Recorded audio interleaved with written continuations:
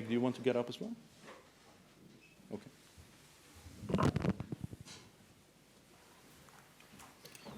Can you hear me? Yes. It's always awkward to be in Stockholm and speak English at a podium, but I guess that's American cultural imperialism in practice. So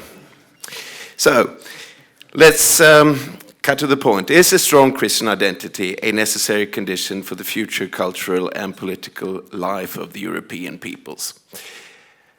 I shall, for the purpose of this discussion, focus on the sociological benefits of Christianity to our societies in general and the nationalist resistance in particular.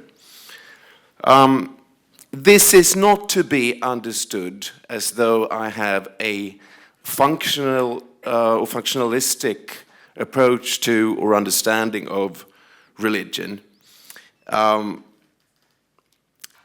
or the faith, or would reduce it to some sort of psycho-political tool.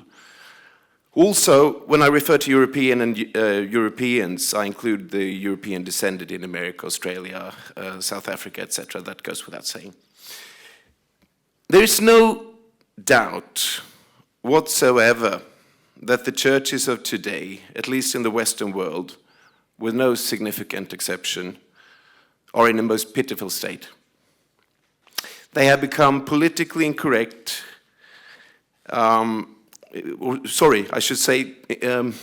intellectually and spiritually deformed beyond recognition by that mental virus we call political correctness, by their imbecile, pathological urge to find a place within a modern paradigm inherently and fundamentally hostile to Christianity. Not least the modern Catholic Church. The Catholic Church has theological and ecclesiological questions aside, or issues aside, without comparison been the main cultural, intellectual, and political force in Christianity, which, as Frode said, was not long ago synonymous with the white world or the European world. In the words of T.S. Eliot, who was not a Catholic, I quote, "When we consider the Western world, we must recognize that the main cultural tradition has been that corresponding to the Church of Rome. Only within the last 400 years has any other manifested itself, and anyone with a sense of center and periphery must admit that the Western tradition has been Latin, and Latin means Rome. It is an indisputable, but in nationalist circles often little understood fact of history, that the implosion of the Catholic Church is simultaneous with, or indeed just precedes, the moral, social, and ethnic self-destruction of the European world. And this, my friends, is no coincidence. The Catholic Church was in many ways destroyed in the early 1960s with the Second Vatican Council, which was a church meeting under the Pope's auspices, attended by all the bishops of the world, held in the Vatican in Rome in 1962 to 1965. This did not come as a complete surprise to knowledgeable Catholics. In fact, the history of the Church during the 1800s and early 1900s was very much about fighting off attempts at infiltration of the church hierarchy by Jewish and Masonic forces and the ideologies they promoted, as in liberalism or modernism, or whatever you want to call it. So there's a vast literature from the 19th century, mainly in French, but also in English, about this conspiracy against the church. And it is well-documented stuff. It's not fanciful speculation.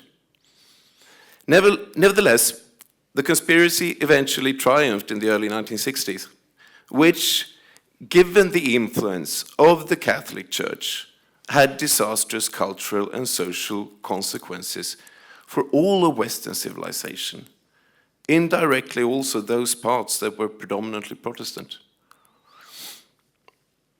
It is immediately after the Second Vatican Council that the Cultural Revolution, the so-called sexual revolution, divorce on a large scale, institutionalized abortion, mass immigration, proclamation of multicultural societies, etc., are introduced.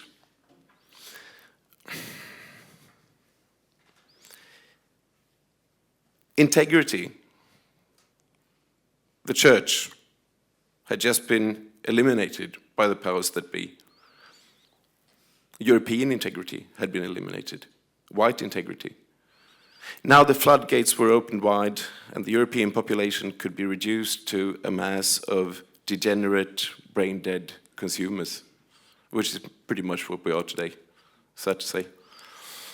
It all happened so amazingly fast, and I dare say that no 10 years in the history of our civilization, or indeed perhaps mankind, have seen such drastic social and moral change as those between 1965 and 75. One very telling example of what has happened since the reshaping stroke destruction of the church is how Hollywood could abandon the, and I need not explain the extreme cultural importance of Hollywood, of course, how they could abandon the MPPC, which stands for Motion Picture Production Code, or Hays Code. After having been threatened by boycott from American Catholics, the major film studios had grudgingly adopted a moral code for film production in the early 1930s, which stated that there was to be no ridiculing of the clergy, no foul language or nudity, but also no miscegenation on the screen. This system was in use until 1968, when it was deemed obsolete. Of course, it was then needed more than ever. And ever since, the Jewish film studios have had a green light to bombard generations of hapless Westerners with all sorts of propaganda and all kinds of filth. Perversely enough, generations of Westerners have enjoyed this psychological warfare against them as entertainment, the effects of which can hardly be overestimated. It is true that the church as institution, as it has been known for centuries, well over a millennium, has been hijacked by its enemies. But it's not dead. It cannot die. Its tradition, the deposit of the faith, as we say, are intact, and the apostolic succession is unbroken. In the long run, no people can survive without religion. And a viable religion can never be constructed. It can be man-made, of course, but never contrived in order to suit a political agenda. The attempts that have been made at creating new religions or revive old ones in certain nationalist circles have been hopelessly futile, to say the least. Another important thing here is that we today find ourselves in a situation where Europe insanely has imported tens of millions of Muslims, who in most cases take their religion quite seriously. Regardless of what one thinks about the 9/11 and Charlie Hebdo episodes, and although it is true that the architects of multiculturalism have been mainly Jews, hardly any Muslims, the Muslim colonization is nonetheless a ticking bomb. What most secularized Westerners do not understand is, and this is very important what I'm saying to you now, what most secularized Westerners do not understand is that both Muslims and Jews still regard us as Christians, albeit decadent Christians that have lost their faith and through that their morale. They don't think for a moment that Christianity has made us weak. It's completely the other way around. And this is one of the reasons organized Jewry has done its utmost to undermine the church for centuries. And of course, there are deeper running theological reasons for that. But as I'm saying, it's one of the reasons. You can only resist those. I think history teaches us this. You can only resist those fueled by religious fervor, with faith. And this is as true today as it was at Poitiers, Malta, or Lepanto. So it makes very much sense to tap into the religious tradition of the West, a tradition that, in spite of what has happened to the established churches during the past 50 years, is still unbroken and alive. Also for those who do not have a personal belief in God. And by the way, I'm not a very devout guy, so don't get me wrong. It would certainly be wise and wholesome to, if not embrace the faith, at least acknowledge the fundamental, vital role that Christianity has played in our history, in molding our mentality and our values throughout the centuries, to rediscover that traditional Christian European culture from which, by now, several generations have been alienated. Europe is the faith is Europe, as Belloc famously put it. This is truer than ever. The implosion of the Catholic Church and its indirect effect on all of Western culture in the early mid-60s left the European world defenseless, and since then it has been rapidly dissolving, morally, intellectually, socially, and ethnically. There are, of course, other factors behind this, but this is by far the most important one. If we are to rebuild our civilization in one form or another, we need to reconnect with its roots. If the future will not be based in Western tradition to which Christianity is essential, there probably will be no future for Western man. Over to Greg.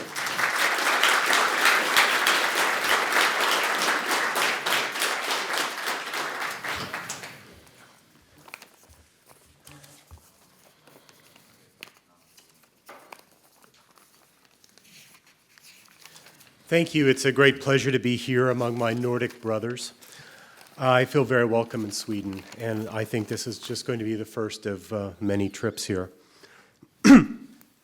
Before I start, can I get a show of hands? How many people in this room are self-conscious, self-identified Christians? Would you raise your hands?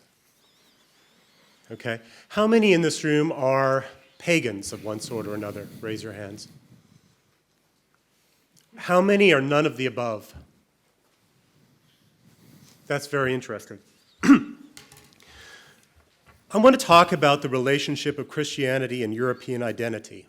I'm not going to talk about Western civilization because I want to speak of the whole of Europe, East and West, and the whole of European history and prehistory, not just the civilized bits.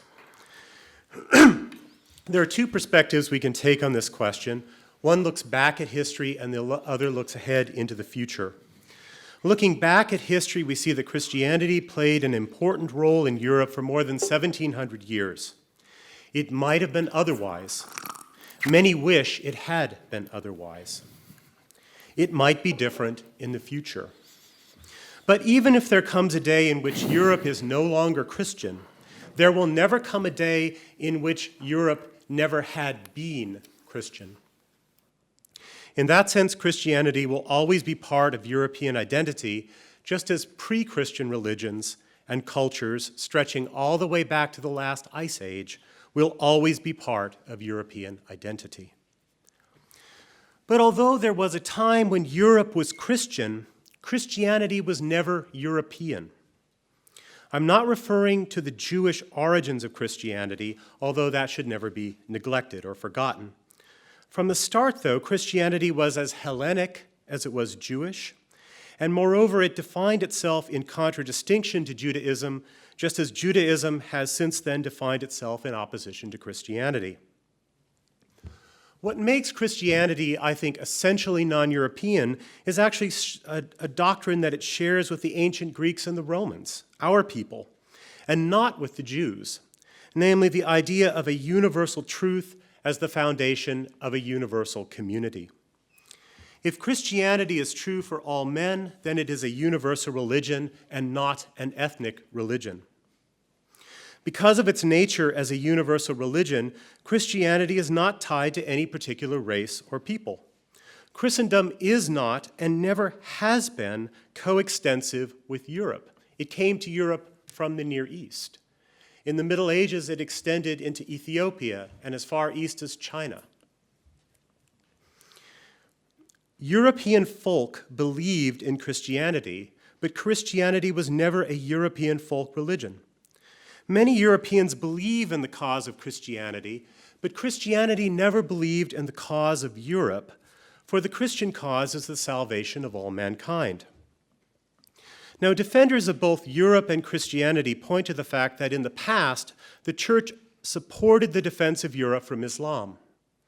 But the church was defending Europe only incidentally. It was really defending Christendom, which at the time was centered in Europe, but extended again as far away as China and Africa. The Crusades are often cited as a glorious chapter in the history of Europe and Christendom, but the Crusades, to my mind, are an example of how the church was willing to shed European blood in its own interest to extend Christendom or reclaim Christian territories in the Near East. That's the past, though. So let's look into the future. If present trends are not reversed, European man will cease to exist. I do not fear for the artifacts of European civilization, since Bach and Rembrandt will continue to be prized by Jews and Orientals. I fear for the race that created these glories.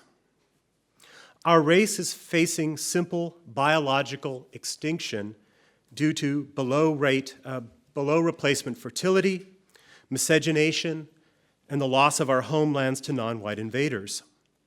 If European man is to survive, we must exclude all non-whites from our homelands, and our birth rates need to rise, particularly the birth rates of the genetically best endowed. In short, we need white nationalism with pronatal policies, preferably eugenic ones. Is Christianity likely to help or hinder white nationalists in preventing the biological extinction of our race? To answer that question, we have to look first at the actual behavior of the existing churches. All of the mainstream Christian denominations are opposed to white nationalist policies. Instead, they provide intellectual and institutional support for ongoing white dispossession that is at least on par with the support offered by the organized Jewish community, which are their senior partners in this crime. Regardless of the views we may hold about true Christian teachings, if the white race is to be saved, we will have to fight against the existing churches every step of the way. Naturally, this battle will be aided if we have sympathizers inside the churches. All too often, though, white nationalists who are also Christians spend their time battling against the non-Christians in our ranks rather than against the anti-whites in their churches. To prove that their white nationalism is in good faith, these Christians need to take the battle to the churches. I wish them the best, but I also caution them. Political entryism within the churches will be no easy matter, since the churches were long ago subverted by these very same techniques. The existing clergy are old masters in that particular black art. They will see you coming if you try it. The battle within the churches will be aided if white nationalists can find resources from the Bible and the traditions of the church that support rather than oppose ethno-nationalist policies. I have no doubt that such resources do exist, and mobilizing them is an important metapolitical project, but it is a project that can only be credible if carried out by believers. I can give you a few tips, perhaps, but I have no credibility in mounting a racialist reformation of the church. However, the battle within the church is not likely to be successful unless our movement makes progress in the larger social realm, for the simple reason that the church follows secular opinion rather than leads it. The church has a long history of supple accommodation to secular power, simply because its kingdom is not of this world. Its ultimate goal is the salvation of the soul. Thus, if white nationalism achieves political power, the churches will hunt for biblical precedents for our kinds of policies. The church knows how to render unto Caesar what is Caesar's. It's our business to become Caesar. Many defenders of Christianity argue that societies and individuals need religion, and they recommend Christianity simply because of its illustrious past and the fact that it is still here. Of course, this argument is somewhat premature because the white race first has to survive before we can worry about the optimal organization of a future white society. Furthermore, in the last century, Christianity has been dramatically declining in Europe. Indeed, as I've argued in New Right versus Old Right, now available in the lobby in Swedish translation, the de facto civil religion of Europe since at least 1648 with the Treaty of Westphalia has been liberalism, not Christianity. The dominant civil religion of Europe is liberalism. I see no reason to believe that Christianity will be more significant in the future than it is at present.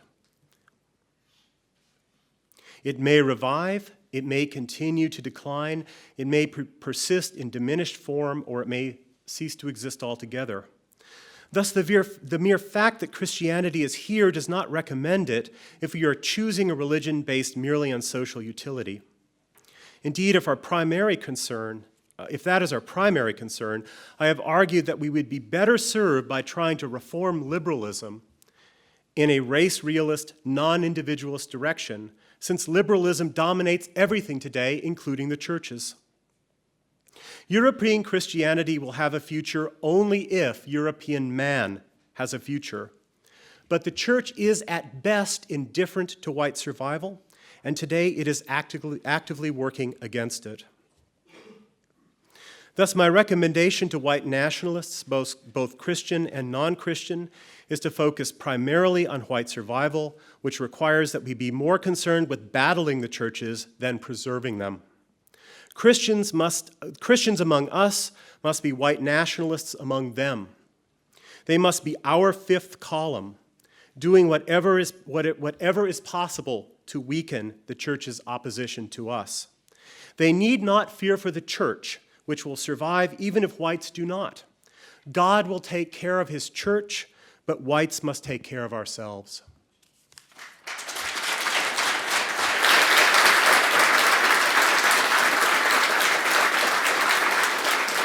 Thank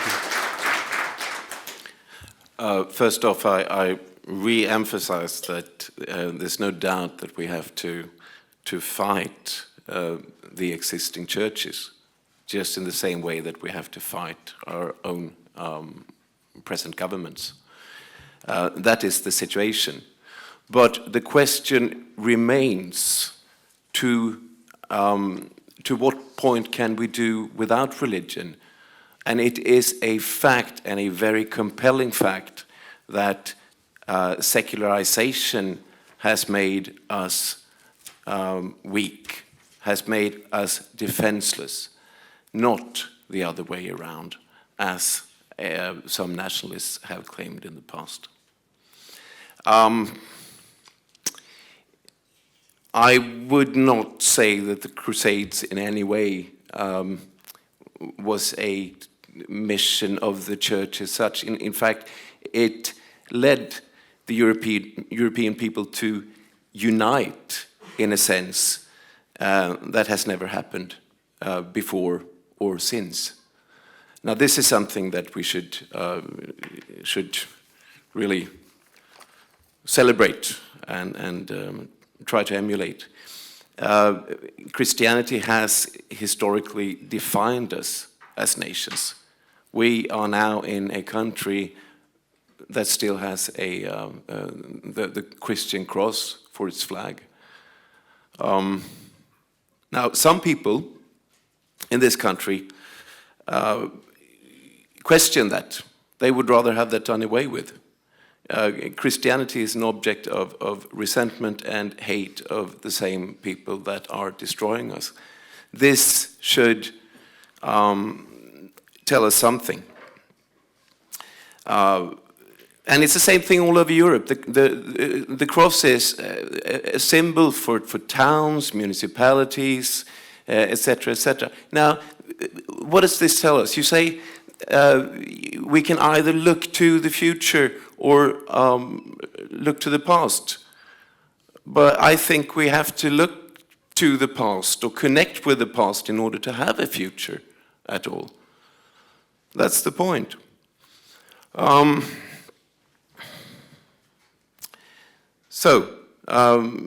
and I emphasize that again. The enemies of Europe, the same people that try to completely destroy us racially, destroy our societies, have a profound hatred of Christianity. I mean, this is just a fact. They do their utmost to ban nativity scenes, to ban crucifixes from public places, etc., etc. And this is a part of the war against us.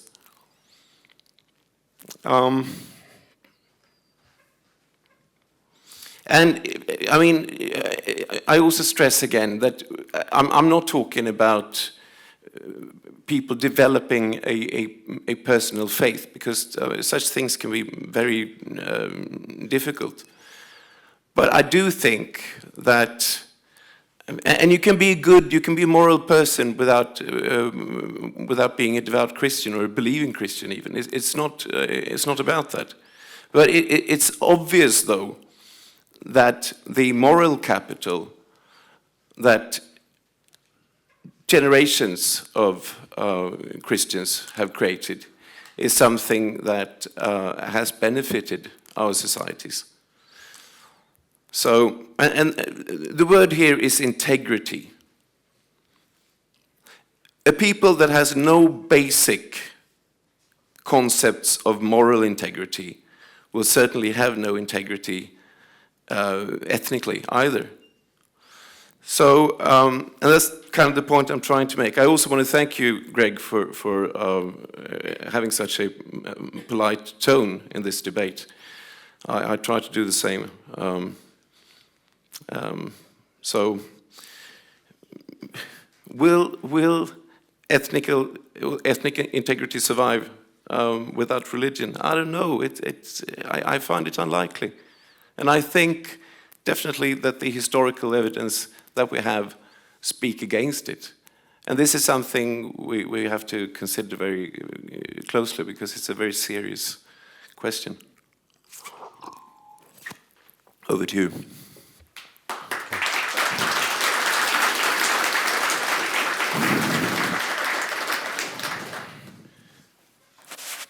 In replying to Jonas, I want to begin with several brief points, and then I want to develop something in more detail.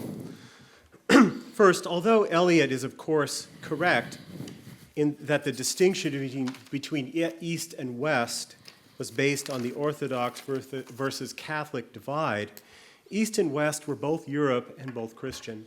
So Europe is bigger than the West.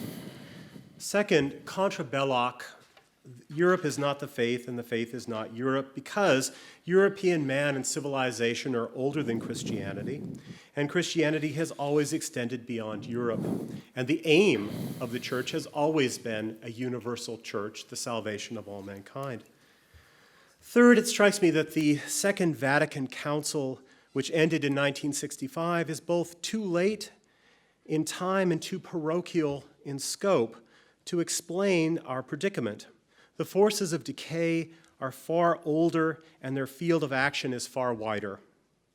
I think that Vatican II is best seen as the Church's capitulation to the regnant forces of liberalism rather than as a cause of their triumph. Fourth, it is one thing to argue that religion is needed for society to function. I would argue that religion is needed for society to function. It's quite another thing to argue that this or that particular religion fits the bill. Christians who argue the second point on the grounds that Christianity has a long past and is still around, I think, are making a very weak argument, because Christianity today is at very low ebb, especially in Europe.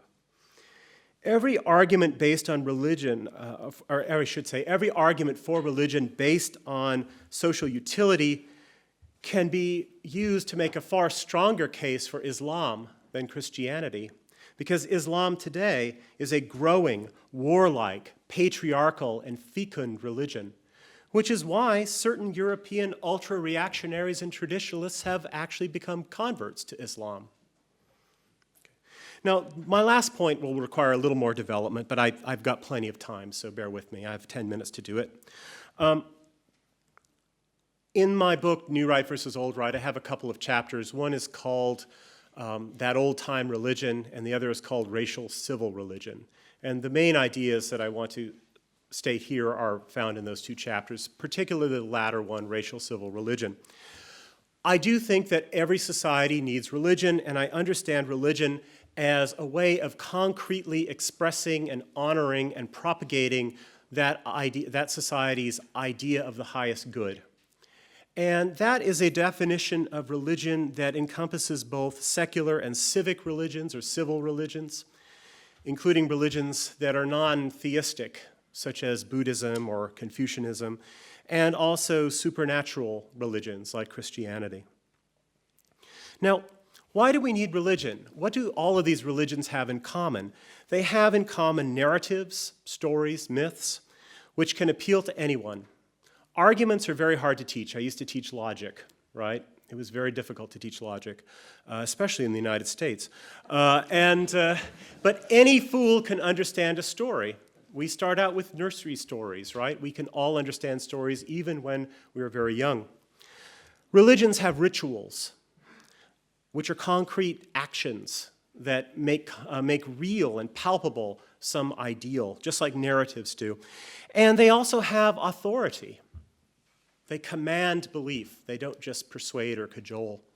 Now, why do we need that in a society? We need it primarily for moral education and formation, because it is the case that I taught Kant, I've taught the categorical imperative, right?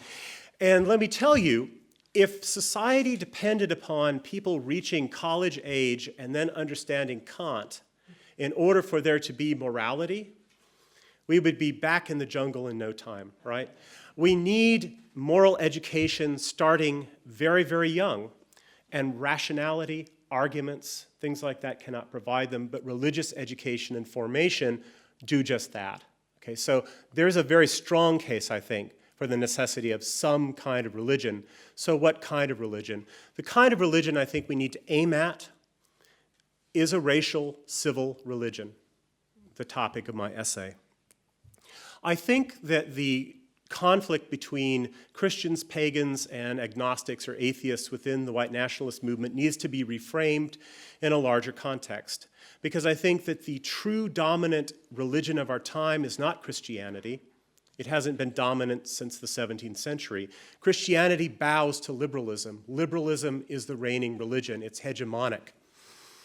I think that if we're going to fight the reigning religion of our time, an anti-Christian crusade is not the way to do it, right? I think that what we need to do is we need to strike at the real dominant power, a power that even the Jewish community pays lip service to in order to enjoy the power that they have. It's their handle on us. If they just appeal to naked Jewish self-interest, we wouldn't be anywhere near as amenable to their aims, right? So what do we need to do? I think that, honestly, there's nothing wrong with liberal modernity. I'm putting this provocatively. There's nothing wrong with liberal modernity that couldn't be fixed with realism, biological realism about the differences between the races and the sexes, and an ethos that's somewhat more collectivist, meaning that the individualism that we all hold so dear should not be the highest value, and that when individualism conflicts with the health of the body politic, we need to be willing to sacrifice that. Now, what would the results be if, through our efforts, those sorts of ideas became hegemonic? Racial awareness, racial pride, the values of racial preservation and flourishing became the hegemonic ideas. What would happen to the other religions? What would happen, for instance, to Islam? Well, Islam would be banished to the Ummah. It would be gone from Europe. What would happen to Christianity? Well, Christianity would have to contend with a new Caesar in town. But they've been very good at that. We've seen a long history of that. I would predict that Marcion, Origen, Swedenborg, William Blake, and Simone Weil would become the topic of theological discussion because it would be imperative for the church to try and erect a cordon sanitaire around its Jewish roots. And those particular thinkers have been very useful in that in the past. What would happen to paganism, Nordic and Hellenic, under a racial civil religion? I think it would continue to grow and revive. And what would happen to liberalism, our dominant religion? Well, I think liberals would basically be able to accommodate themselves to it quite well. The texture of daily life, there are little microbreweries and coffee houses and things like that would continue to function. There would still be foreign films to watch and things like that. They would still be able to dawdle over dogs and cats. They just wouldn't be able to import little black children for the same purposes. In short, what they would lose would be more than compensated for, I think, by the glorious feeling that whites as a race once more have a future. So that's the image that I have. I think that we need a racial civil religion that prizes racial survival and flourishing above all other things. And like every religion, like every dominant discourse, it is intolerant of the opposing views. We will take the degradation and destruction of our race off the menu. It will no longer be a topic of polite conversation. It will no longer be welcome in polite society. But like every other system, we will be tolerant and pluralistic on all matters that are unimportant, right? And I think that religion is fundamentally unimportant compared to racial survival. So that's my vision, I would say, of an alternative to a revival of Christianity, which I think is a quite old religion. I think that instead of working to revive or reform Christianity, we'd have better luck focusing our energy on battling and overturning or reforming the really dominant religion, which is the religion of liberalism.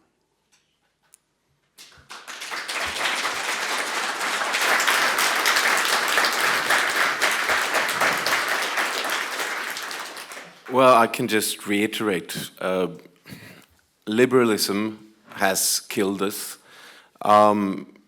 With all due respect, Dr. Johnson, but your vision is entirely speculative. I try to be realistic, and we have seen how Christianity has been necessary, how it has indeed saved Europe in the past. Yeah, things are looking pretty bleak right now. I admit that. I'm not optimistic in any way, but you cannot create religions, and that is my main point. And when you say that the Second Vatican Council is a bit too late, yeah, it's true that sort of society had started changing, but you cannot compare 1960 to 1970. It's such a drastic change, and it completely coincides with this change in the church, which actually sort of gave Catholics a green light to completely ignore, to skip religion. So I think definitely there's absolutely there's no coincidence there. So we need morality. We need to get our defenses together, and people are not ever going to be willing to fight or die for some notion of having a superior DNA. It's not going to happen. You need a religion, and we need to tap into the faith of our fathers, because I can see no alternative, and I think history shows us that. Yes.